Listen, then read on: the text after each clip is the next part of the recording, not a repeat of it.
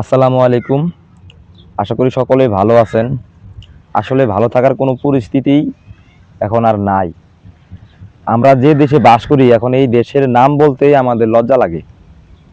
দেশের যে একটা অবস্থা, এই যে কি ছোট ছোট মেয়েদেরকে ধর্ষণ করা হচ্ছে, অথচ এগুলার কোনো বিচার নাই। 2 দিন 3 দিন 4 দিন 5 দিন 1 সপ্তাহ 10 দিন 15 দিন পার হয়ে যায়, অথচ এই ধর্ষকদের কোনো বিচার হয় না এই দেশে।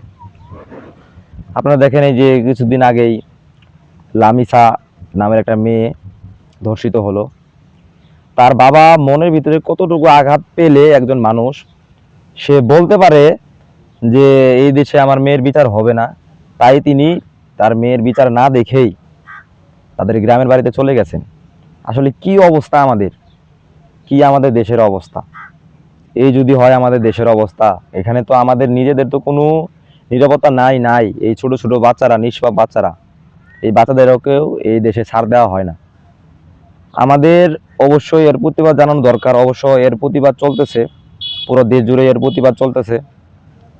তো আমরা যারা দূরে আছি তারা যেভাবে পারি এর প্রতিবাদ জানানো দরকার আমাদের, কারণ এর বিচার যেন খুব তাড়াতাড়ি হয়, আমাদের সেই লক্ষ্যেই কাজ করা দরকার। কারণ যদি এই কিছুদিন আগে আরো কয়েকটা ছোট ছোট মেয়েদেরকে ধর্ষণ করা হয়েছে, তাদের বিচার হয় নাই বলেই আজকে এই যুগের যারা যে মানে যারা ধর্ষণ করছে তারা কিন্তু এই সাহসগুলো পাচ্ছে, তারা কিন্তু সেই সাহসেই ধর্ষণগুলো করতেছে। কিন্তু যদি এই ধর্ষণের যদি বিচার হইতো সঠিক, তাহলে কিন্তু মানুষগুলা আর এই কাজগুলো করতে সাহস হইতো না।